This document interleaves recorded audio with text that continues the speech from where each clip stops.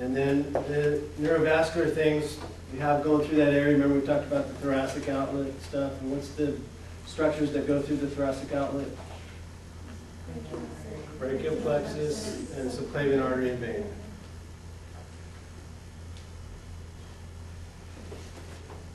All right, so now we'll talk about the types of injuries. So just like usual, we'll talk about inert tissues and how do those usually get injured. Acute traumatic situations. And then repetitive things are going to be affecting contractile tissues. We'll talk about your tendinitis. And then in this case, we'll talk a lot about rotator cuff issues, rotator cuff injuries. Okay, so acute traumatic conditions talk about shoulder dislocations.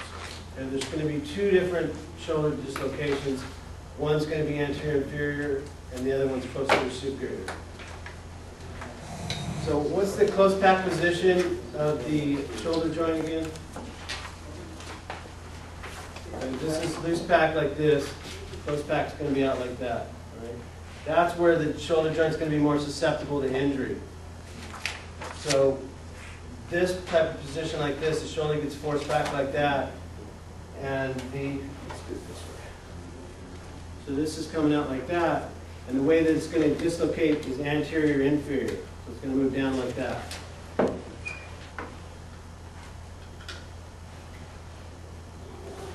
So the shoulder comes out like that, and it goes down and in like that.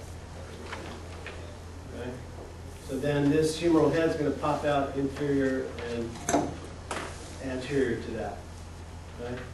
So that's the source of trauma is like that. So this elbow can get forced back like that, or you can have posterior force onto the humerus, pushing it down and in that way. Okay, has anybody had a shoulder dislocation? A lot of times it'll pop out and it'll pop back in. Sometimes it gets stuck. Okay? So again, mechanism of injury is going to be forceful abduction and external rotation of the humerus, so pulling back like that, or direct impact on the humerus, forcing it anterior inferior.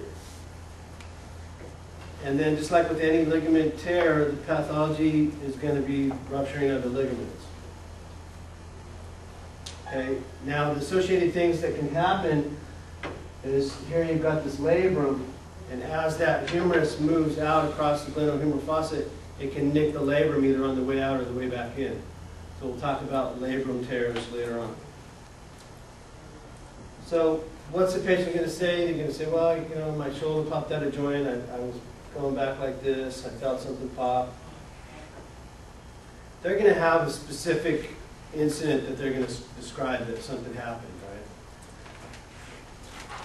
right?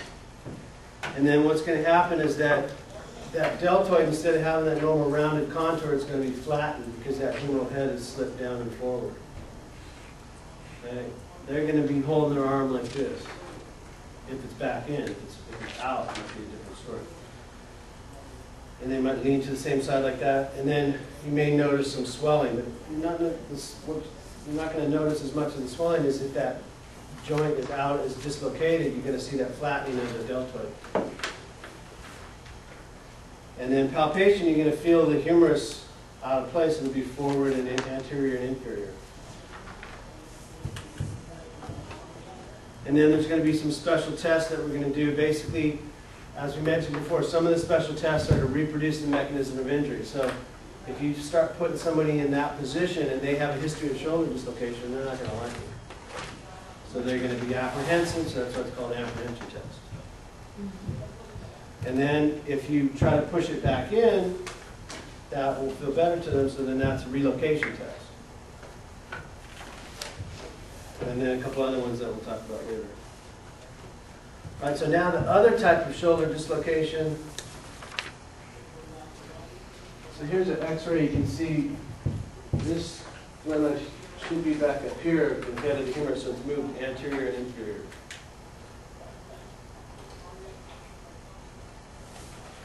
So now the other type of thing, and have you seen this before? F-O-O-S-H, whoosh, means falling on an outstretched hand. And did everybody get that handout that I passed out before with all the acronyms? It's also on the secure side. I got some extra copies up here. But FOOSH is something that we'll be seeing a couple more times. Okay? So it's falling on an outstretched hand like that. So what's going to happen to the humerus? Which direction is it going to get pushed? Posterior and superior. Okay? So you talk about that you have like the roof of the shoulder joint here. This is like the back door of the shoulder. It's open right there. Okay? There's nothing that's going to stop it from moving back like this. Okay? So it's coming right out that direction here. Okay? So it's moving posterior, superior.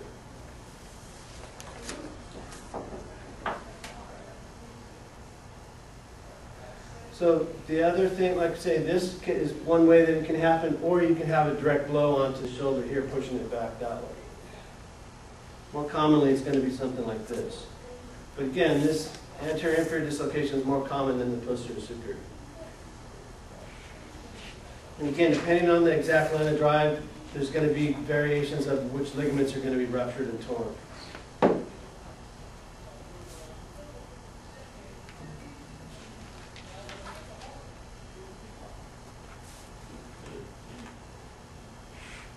Then again, you can have associated labral tears. I mean, there's specific names for the lesions from the labrum depending on which type of dislocation it is, and we'll talk more about that.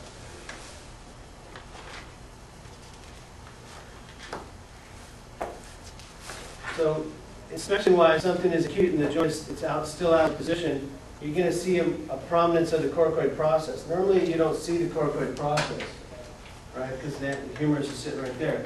If that humerus is back up here, then this coracoid process is going to become more prominent. So that's what you'll notice with that. And then again, palpation-wise, the same thing. If you feel the coracoid process sticking out in this humerus, it's normally right here, it's going to be back that way. And then there's a posterior apprehension test. So if you start to move somebody's shoulder in that posterior direction, then they're going to be apprehensive about it. They're going to have pain. All right, now another thing we'll talk about is shoulder separation. All right, has anybody heard of that? Shoulder separation, right?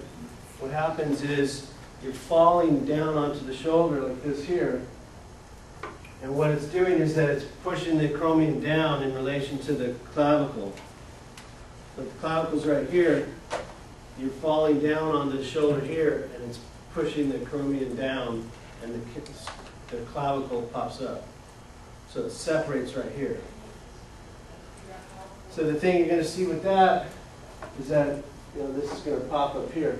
And then what ligament is that right there? What's this bony process right there called? Corticoclavicular ligament. That's the strongest one that holds the AC joint together. And then you also have the AC joint capsule over here.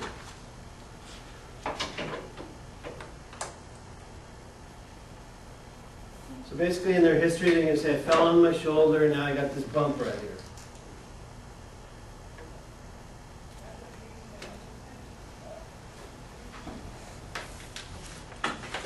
And then palpation, you're going to feel that deformity there as well. There's going to be some swelling right there.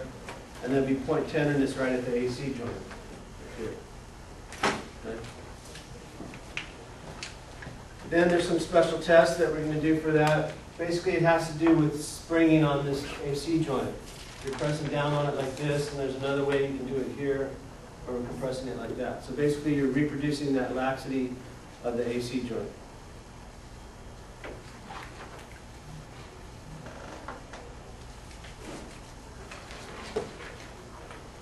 So you can see here, there's that lump popped up right there.